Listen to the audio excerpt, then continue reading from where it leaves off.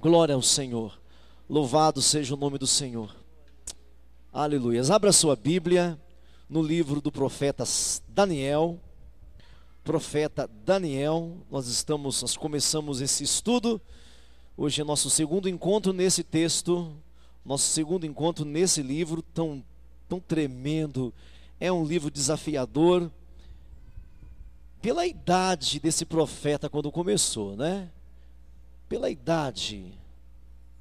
E o interessante é que passa a Babilônia e o Daniel permanece.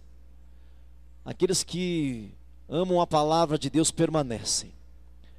Esse livro é um livro desafiador. Eu espero que você queira sempre aprender um pouco. Queira sempre aprender desse jovem profeta Daniel, aí na sua adolescência ainda. Uma história tão linda. Amém? Daniel no capítulo 1, vamos ler esse texto de novo, e nós vamos então aprender. No último encontro nosso eu apresentei, fiz uma linha do tempo, o contexto do tempo em que chegou aqui. Amém? Vamos hoje assim trabalhar um pouco mais o texto, não assim tudo, porque aí não acaba nunca, né? Mas vamos trabalhar algumas lições para nós. Amém? Capítulo 1 do profeta Daniel. Toda atenção, por favor, à palavra de Deus, toda concentração. Deixa a palavra mover você. Deixa a palavra mexer com você. Amém? Esqueça da pessoa que está falando aqui, esqueça do instrumento. Deixa a palavra movimentar você. Amém? Capítulo 1, versículo 1 até o versículo 21. Amém? Vamos ver. No ano terceiro do reinado de Joaquim, rei de Judá, veio Nabucodonosor, rei da Babilônia, a Jerusalém e a sitiou.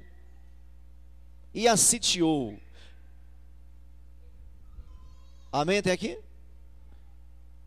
O Senhor Deus, lhe entregou nas mãos a Joaquim, o rei de Judá, e alguns dos utensílios da casa de Deus.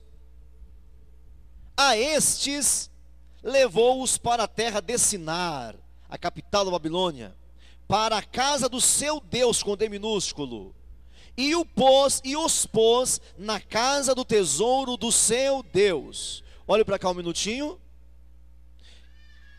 Foi esses dois versículos que me fez trazer a linha do tempo.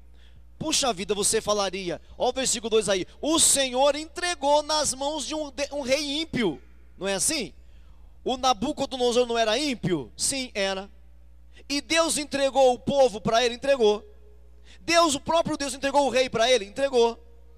Deus permitiu que ele levasse os utensílios, as louças, as pratas, os ouros da casa? Deixou. Você está me ouvindo ainda? Deixou. O Senhor Deus deixou.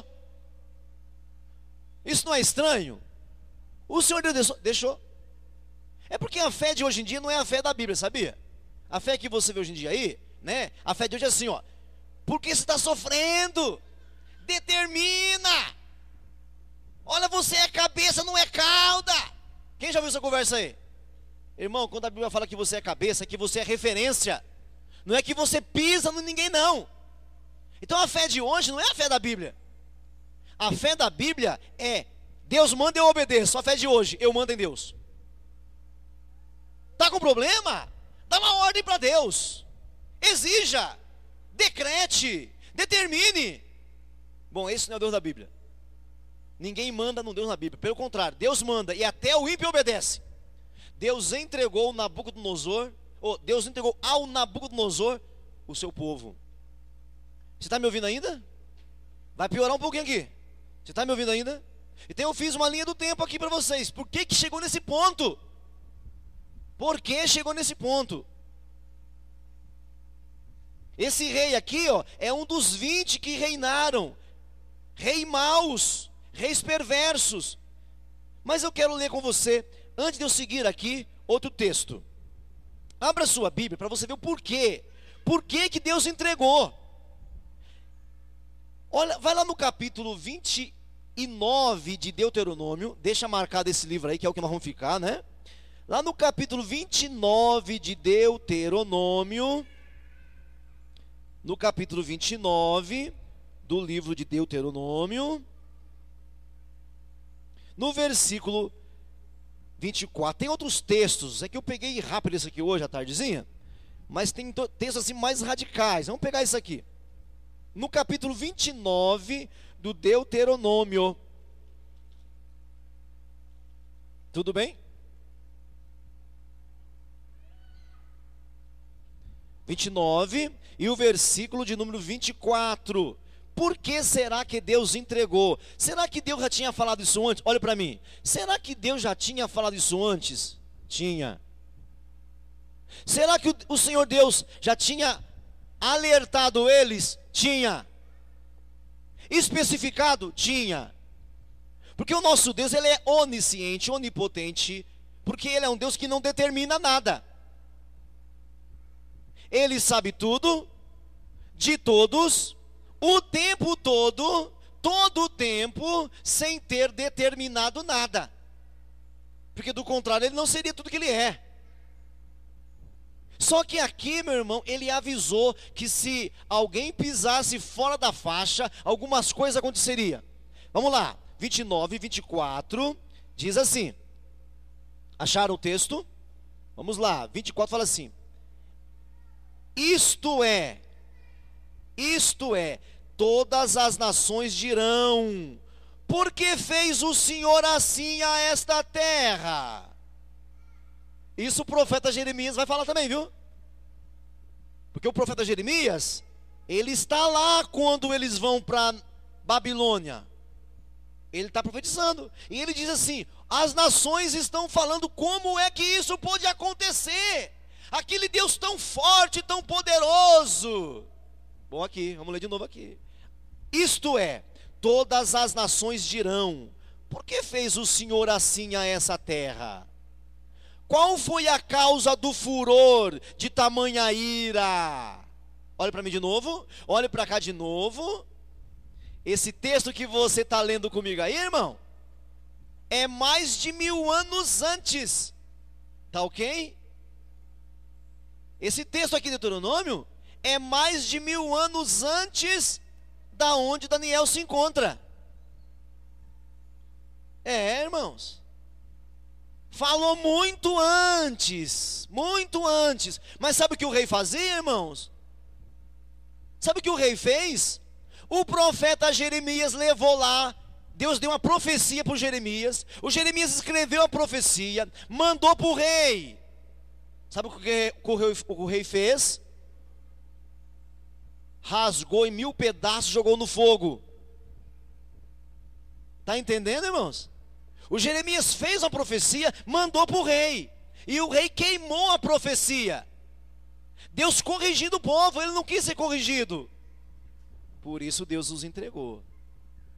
Continua comigo aqui um pouquinho mais. 25. Então se dirá, por que desprezaram? Olha só, então se dirá, por que desprezaram a aliança que o Senhor Deus fez a seus pais? Fez com eles quando os tirou do Egito. Amém? Eles desprezaram a aliança que o Senhor Deus tinha feito. Vire a sua página, uma para trás aí do Deuteronômio. Vai no capítulo 28, que eu li outra vez com vocês. No 28,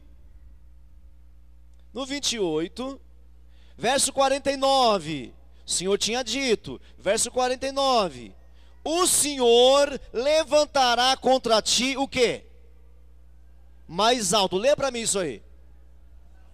Uma nação de longe, uma nação poderosa. O Senhor Deus levantará contra ti uma nação de longe, das extremidades da terra virá, como um voo impetuoso da águia, nação cuja língua vocês não entendem. É, meu irmão, pegaram aí ou não? O Senhor Deus tinha dito, Ele tinha falado. Agora volta para Daniel, que agora vocês entenderam.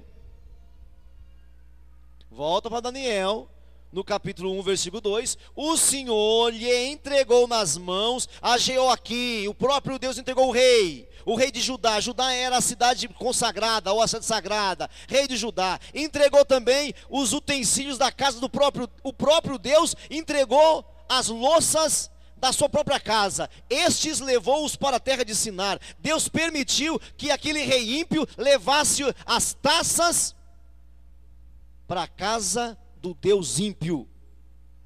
E por quê? Porque violaram a aliança. Amém até aqui, irmãos? Violaram a aliança. Por isso que Deus está fazendo isso. Isso aqui acontece em 3 fases. O Nabucodonosor, ele vem no ano 608 e sitia Jerusalém. Ele cerca Jerusalém. Ele tinha ido para o Egito. O Nabucodonosor tinha ido para o Egito tinha se tornado um grande país de novo. Ele vai lá, ele faz uma guerra contra o faraó Neco. Ele vence aquela guerra. Quando ele está voltando do Egito, ele não queria passar por Jerusalém. Ele não queria passar. Mas quando ele está voltando da batalha contra o Egito, o que o rei besta fez? Foi defender o Egito. Olha só o que acontece com quem defende o Egito. Porque sempre tem aqueles, né, que quer ser melhor do que Deus. Sempre tem na igreja. No meio do povo tem que, o Senhor é muito mau, muito cruel, não sei o quê. Pois é, o rei nem ia parar, o Nabucodonosor nem ia parar em Jerusalém. Mas aí o que aconteceu? O rei de Israel fez aliança com o Egito. Se você leu Jeremias, as lamentações de Jeremias, ele vai falar: não faça aliança com o Egito. Quando o rei da Babilônia chegar, fale com ele, não fale com o Egito. O rei besta, sabe o que fez? Fez aliança com o Egito. Aí o rei Nabucodonosor sitiou, cercou Jerusalém. O profeta Jeremias vai dizer o seguinte, que esse cerco durou alguns anos. E o profeta Jeremias vai falar assim, mais bem-aventurado os que morreram à espada quando Babilônia entrou, do que aqueles que morreram de fome dentro dos muros. Aquela lamentação de Jeremias que você vê na sua Bíblia, que você nunca leu, isso não acha graça, né? É lamentação, não vou ler lamentação, né? Lamentação, eu não vou ler lamentação. Ninguém quer ler a lamentação de Jeremias, porque o Jeremias é chamado o profeta chorão. Ninguém quer ler. Aquela lamentação, o Jeremias está fazendo aquilo depois que levaram o povo cativo. Aí você perguntaria, e por que não levou o Jeremias? Porque Deus colocou a marca em Jeremias, e o rei Nabucodonosor temia. Ele temia o Jeremias. Então Jeremias ele vai fazer aquela lamentação. Por exemplo, na sua Bíblia tem um Salmo 137. Você sabe o que é o Salmo 137? É um chororô também, é uma lamentação. É uma lamentação do povo na Babilônia. Fala que eles se assentaram às margens do rio, não para fazer churrasquinho, mas eles se assentaram às margens do rio Quedar, da Babilônia, para chorar. Eles não tinham força. Ai, Jerusalém, ai, o tempo que eu era feliz, não sabia. É o Salmo 137. Que eles penduraram as harpas, penduraram os instrumentos de louvor. É esse o contexto. Por isso Deus o entregou. Vamos continuar a leitura? Vamos continuar. Verso 13, vamos seguir. Presta atenção agora aí, Bom, Deus entregou. Aí chegaram lá. Disse o rei a Aspenaz, chefe dos eunucos. Diga Aspenaz. Diga chefe dos eunucos. Disse o seguinte, que trouxesse alguns dos filhos de Israel, tanto da linhagem real como dos nobres. Tem uma estratégia aqui, viu, irmão? Ele pediu para o chefe dos eunucos que trouxesse à presença dele alguns dos filhos de Israel, alguns adolescentes, tanto da linhagem real como da nobreza. 4. Jovens sem nenhum defeito, de boa aparência, instruídos em toda a sabedoria, doutos em ciência, versados no conhecimento, e que fossem competentes para assistirem no palácio do rei. Ele lhes ensinasse a cultura e a língua dos caldeus. Determinou-lhes o rei a ração, a refeição diária, das finas iguarias da mesa real, e do próprio vinho que o rei bebia, e que assim fossem mantidos por 3 anos, ao cabo dos quais deveriam aparecer diante do rei. 6. Entre eles se achavam dos filhos de Judá, Daniel, Ananias, Misael, Azarias. O chefe dos eunucos lhe pôs outros nomes. Aí também tem uma estratégia, a saber, o Daniel ele chamou de Beltesazar, o Ananias ele chamou de Sadraque, o Misael ele chamou de Mesaque, o Azarias ele chamou de Abdenego. Bom, verso 8, resolveu Daniel firmemente não contaminar-se com as finas iguarias do rei, nem com o vinho que ele bebia, e então pediu ao chefe dos eunucos que lhe permitisse não contaminar-se. Ora, Deus concedeu a Daniel misericórdia e compreensão da parte do chefe dos eunucos. Disse o chefe dos eunucos a Daniel: eu tenho medo do meu senhor, o rei que determinou a vossa comida e a vossa bebida, porque pois veria ele o vosso rosto mais abatido do que os outros jovens da vossa idade. Assim poríeis em perigo a minha cabeça para com o rei. Então disse Daniel ao cozinheiro-chefe, diga chefe dos eunucos, chefe dos cozinheiros, guarda essa hierarquia, meu irmão. Guarda essa hierarquia, e quem puder já pega uma revelação aí, já quem puder já pega. Porque às vezes você atropela, né, irmão? Esse menino irmão, eu tenho vergonha desse menino. Eu me sinto envergonhado. Eu sou tão cabeçudo perto dele. Eu tenho vergonha. O rei determinou, o rei. O capítulo 2, o verso 47, sabe o que diz? Fala assim que Nabucodonosor era rei de reis. O cara mandava no mundo inteiro.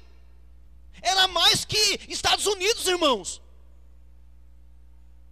Ele determinou, mas o Daniel, ele conversa com o chefe dos eunucos, e agora vai conversar com o chefe dos cozinheiros. O rei deu uma ordem. Quem seria louco, irmãos, de não obedecer isso? Irmãos, puxa vida, quando é que nós aprenderemos, irmãos? Quando é que nós aprenderemos? Quando você vai aprender? Saber quem é quem, e saber falar com cada um no seu lugar. Quando é que nós aprenderemos? Então, 11, então disse Daniel ao cozinheiro-chefe, a quem o chefe dos eunucos havia encarregado de cuidar de Daniel, Ananias, Misael e Azarias. Ele disse: experimenta, peço-te aos teus servos 10 dias. 10 dias. Mas o que é que a igreja... Olha para cá, eu não vou ler o texto inteiro não, porque não vai dar para a gente conversar. Eu vou lendo e falando então. Melhor assim do que eu ler tudo.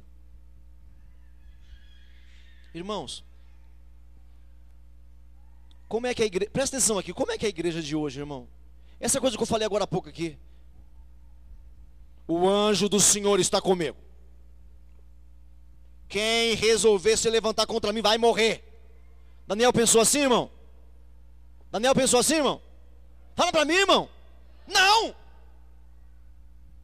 Ele determinou nele, no coração dele: eu não vou me contaminar. Eu não vou. Conversou com o chefe 1. O chefe 1 falou: Daniel, olha que coisa. O chefe 1 está argumentando: Daniel, não me peça a coisa. Olha que coisa, irmãos. Não me peça uma coisa dessa, Daniel. Você vai colocar em risco a minha cabeça, Daniel. Não faça isso, Daniel. Olha, meu irmão, o que o chefe está falando, meu irmão. Em condições normais, queridos, o chefe falaria assim: ei, você não sabe quem sou eu não? Você não se enxerga não, rapaz? Você está pensando o quê? Você acabou de chegar, rapaz. Você é escravo aqui, rapaz. O que você está pensando? Não, irmãos, Deus colocou um sinal no Daniel, que o chefe ficou: Daniel, por favor, não me faça isso. Está colocando em risco a minha cabeça. O Daniel vai no cozinheiro-chefe e fala: experimenta a gente por 10 dias. Experimenta a gente, 10 dias. 10 dias. Experimenta a gente. Irmãos, é alguém que confia. é alguém que acredita no que Deus fará, irmão. Você está me ouvindo ainda? Não é alguém crente de nome. Não é um crente de cantar na igreja. Não é um crente de fazer o som da cruz apenas. Não é um crente de buscar Deus só quando a coisa está ruim. É um crente diferente, irmão. Ele sabe, ele tem convicção. E não seria isso fé? Fé não é convicção. Ou fé é você dar ordem para Deus. Fé é você mandar em Deus. Porque fé hoje é para ganhar bênção. Fé nunca foi para ganhar bênção. Fé nunca foi para aumentar seu dinheiro na conta.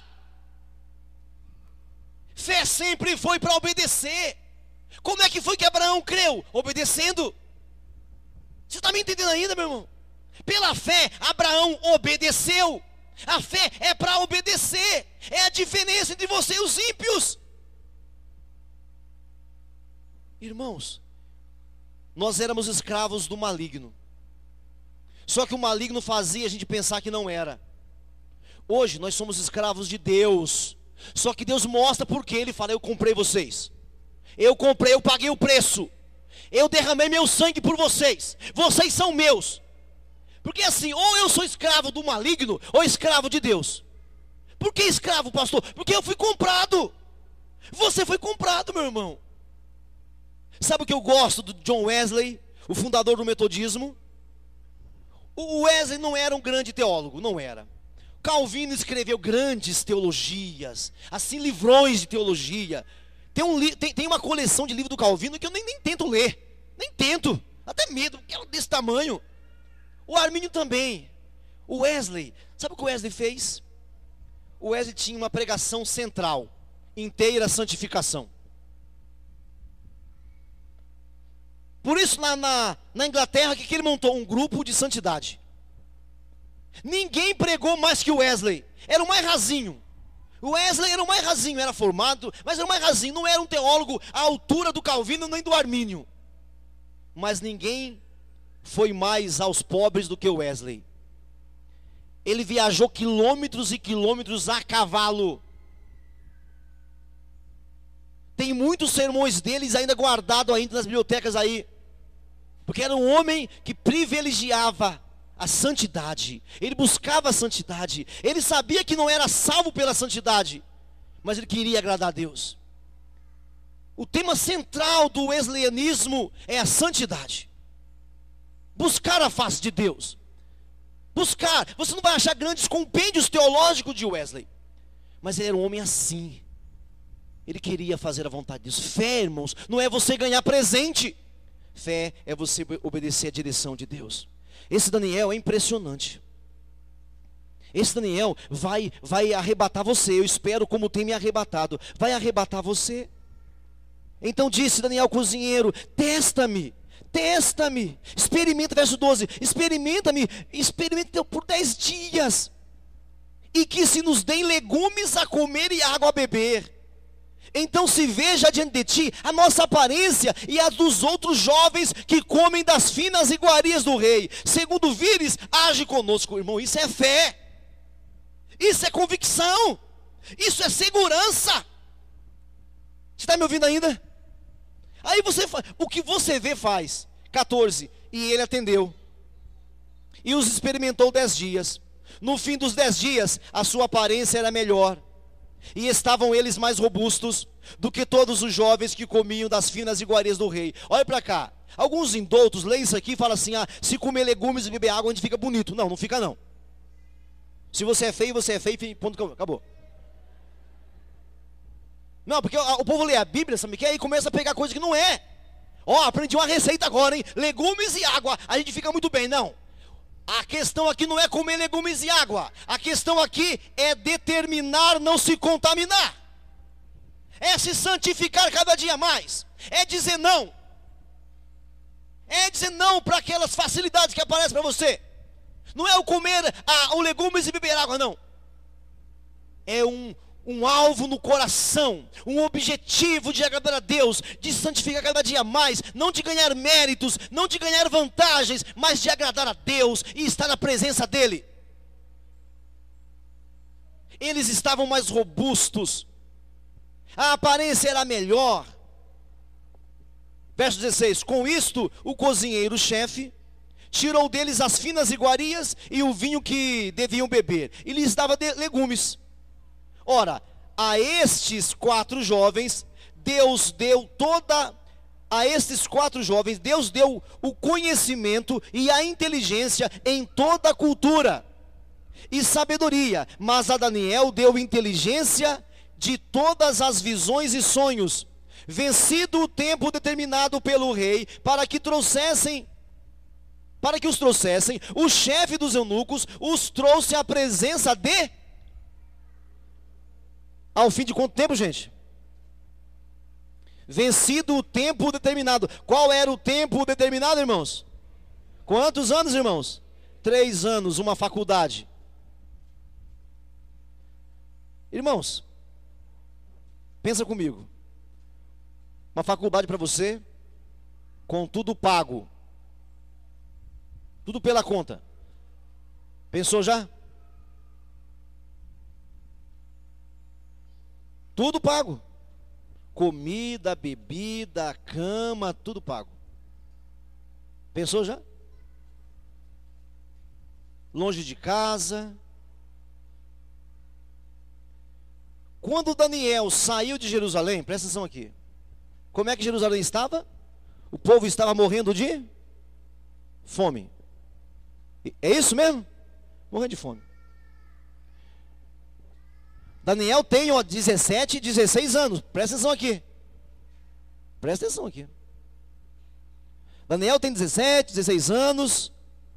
Ele viu o Nabucodonosor levar os utensílios do templo de Deus, destruir o templo de Deus, presta atenção aqui, levar o povo escravo. Ele viu tudo isso. Irmão, como esse menino não desandou na fé? Irmãos, por favor, como esse menino, sem os pais morreram na Babilônia, os avós, os parentes, não tem pai, não tem mãe, tudo pago, irmão. O que você faria? Você por muito menos desanda na fé. Por muito menos, irmãos. Tudo pago.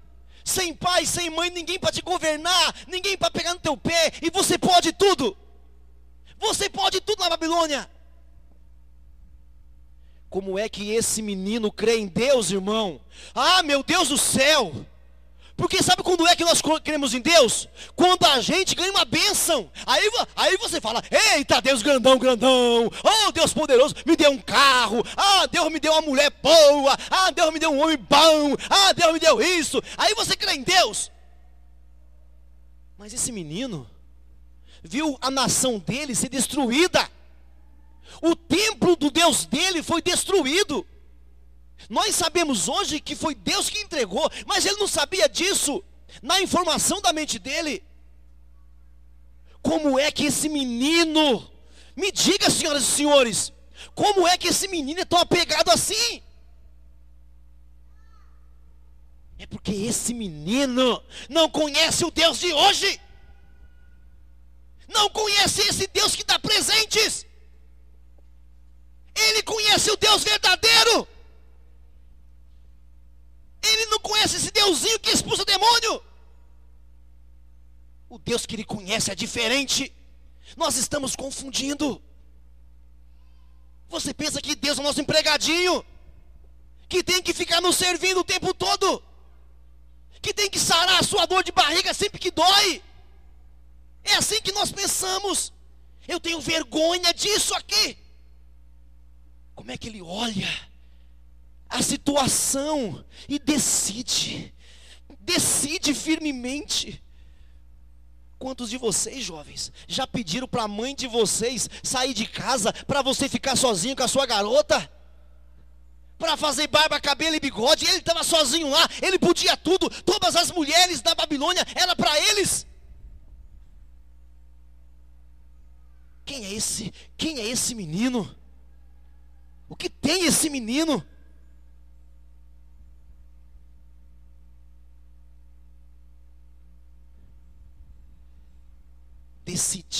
firmemente: eu não me contamino. Como é que ele conheceu? Você já conheceu esse Deus? Já conheceu o Senhor Jesus? Já conheceu, sim ou não?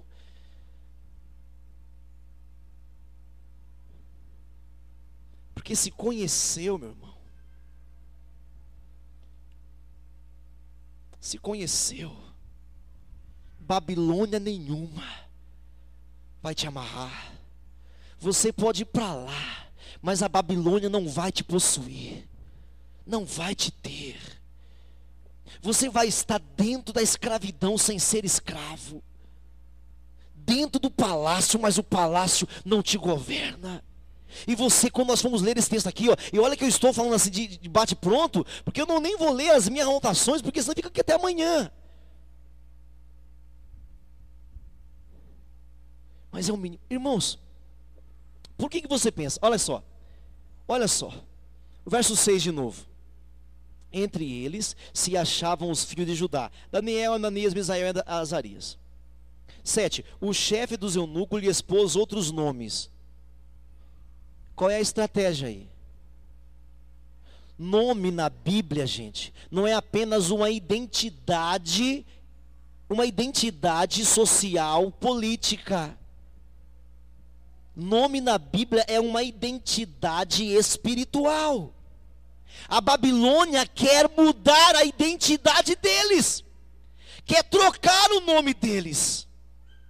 Está entendendo? Quer mudar o nome deles, quer fazer com que eles pensem o que Babilônia pensa. Querem que eles falem como a Babilônia fala.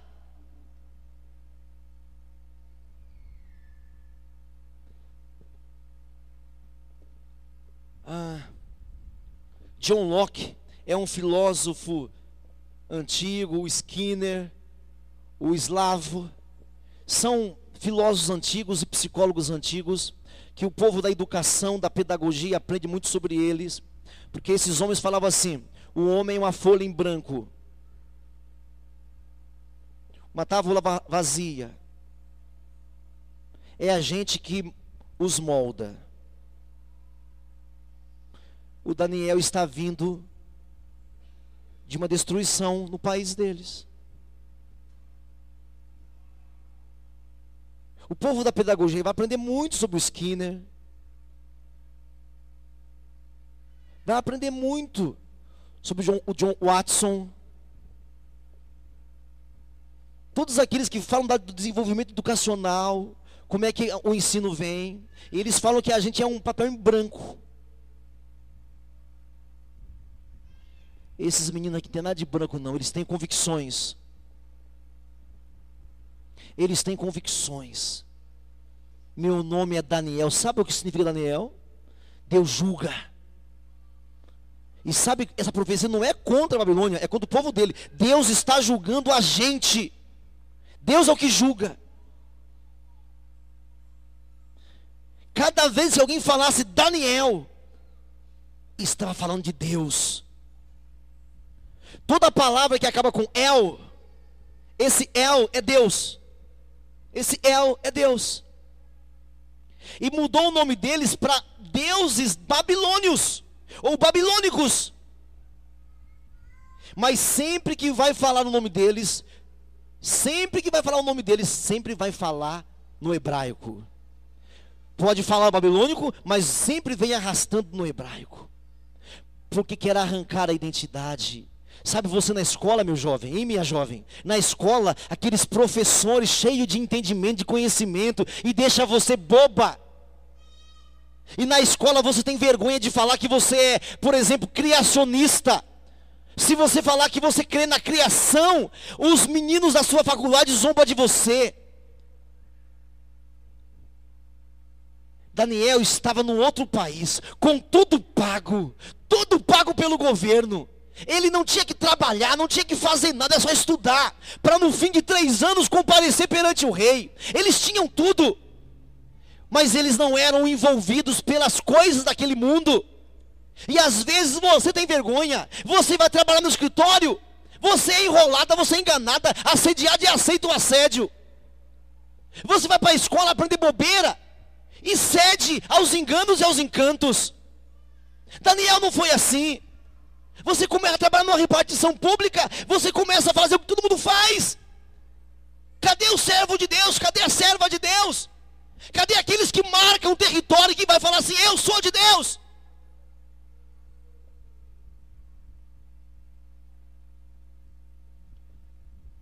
Cadê, irmãos? E ele não foi estúpido, porque às vezes, a gente é estúpido. Às vezes, o que você se torna um estúpido. Daniel não, ele argumentou, ele decidiu, ele determinou dentro dele e argumentou. Porque o que adiantaria ele morrer ali de primeira ali? O que adiantaria ele morrer ali agora? Não vou fazer o que o Senhor mandou não, viu, Nabucodonosor? Igual alguns tolos, igual eu já fui também, para falar a verdade.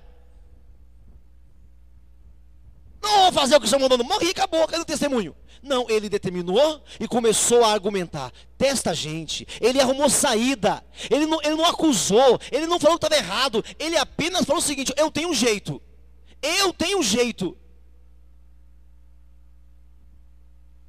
Mas muitos de nós entramos no esquema. Aí você ainda fala assim, se eu não entrar no esquema, né? Gente, às vezes a sua pregação não funciona. Sabe por que a sua pregação não funciona? Sabe por quê, irmão? Porque os seus atos estão gritando, não dá para ouvir sua voz. A sua pregação não é ouvida, porque os seus atos estão gritando. Como é que vai ouvir? Atos equivocados.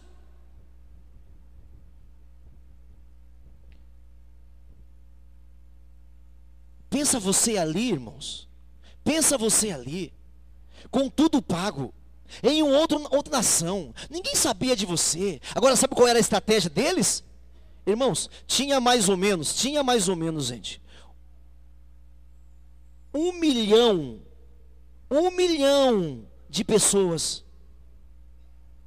israelitas, mais ou menos 1 milhão de seres humanos lá. Como é que Nabucodonosor ia dar conta? Nabucodonosor não era bobo não, era muito esperto, irmão. De cada nação ele pegava pessoas. Porque é muito mais fácil você mandar alguém de lá conversar com eles. O Nabucodonosor é estrategista. Ele não se tornou rei de reis porque ele acordou com vontade de ser. De cada nação da terra ele pegava gente, pegava jovens, gente inteligente, gente, vendo só, e aí você não se esforça, irmão, investe em você, se esforça para aprender mais, você nunca sabe como é que Deus vai te usar, nunca sabe. Pegava os mais inteligentes, os mais habilidosos, trazia para perto de si, e aí ensinava a cultura babilônica, e depois pegava esses meninos e levava esses meninos para falar com os judeus. Irmãos, no nosso país, presta atenção aqui, para você entender, vou dar uma ilustração aqui. No nosso país, se uma empresa quiser falar com jovens, quiser vender para jovens, qual é o melhor garoto propaganda para falar com jovens? Pode falar. Qual é o melhor garoto propaganda de 20 a 25 anos para falar com jovens? Neymar. Meu irmão, se aparecer alguém ali na porta, olha, ali agora, e grita assim, o Neymar está na esquina, meu irmão, aqui eu vou perder muita gente. Irmão, eu tô apertado, vou no banheiro, vai nada. Irmão, se você não me segurar, até eu vou querer ir lá pegar um autógrafo também. Você entendeu, meu irmão? É estratégia. Quando eu quero falar com uma idade, eu uso aquela idade. Eu uso aquela linguagem. É a lei do mercado. O Nabucodonosor é inteligente. Ele queria preparar os jovens para falar com os israelitas. Como é que ele ia falar com os israelitas? Na linguagem dos israelitas. Então ensina para esses jovens aí a linguagem dos caldeus, babilônica. Os egípcios também, os assírios também, os gregos também. Para que eles fossem porta-vozes ou porta-voz. É estratégia.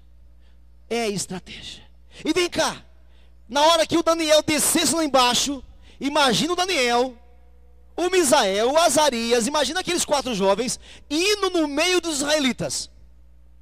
O que iria acontecer? Todo mundo ia querer tocar no Daniel. Ia ficar famoso, Todo mundo, vocês entenderam? Então quem somos nós, irmãos? Acha que o Daniel não sabia disso? Acha? Ele não se recusa a ser enviado deles. Mas ele tem o jeito dele, ele tem o jeito de Deus agir. Confie no teu Deus.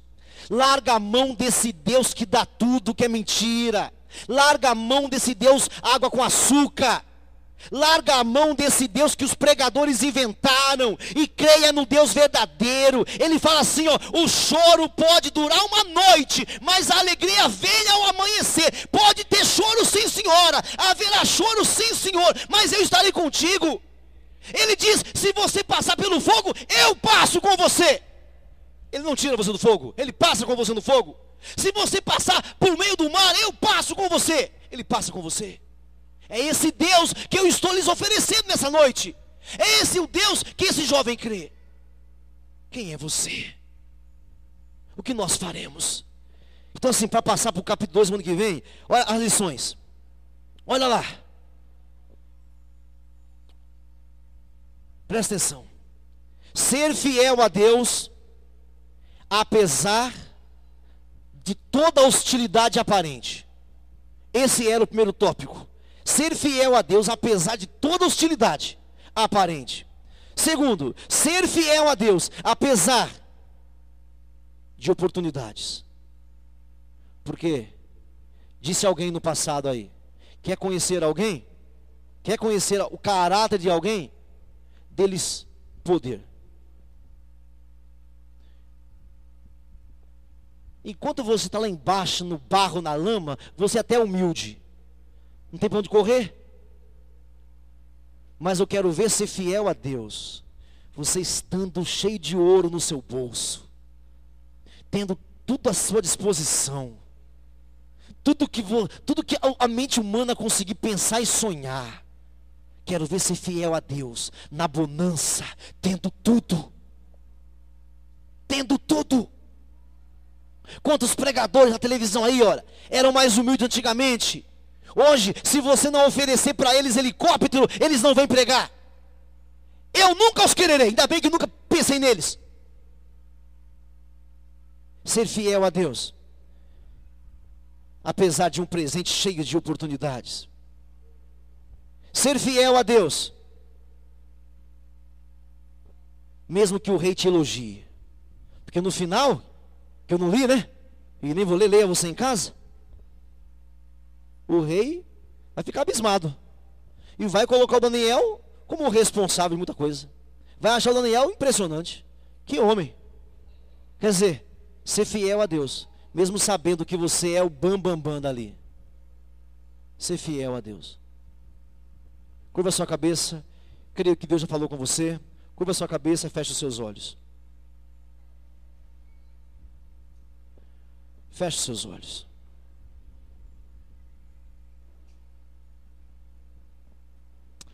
Curva a sua cabeça, levante a sua voz e ore ao Senhor. Ore ao Senhor nesse momento.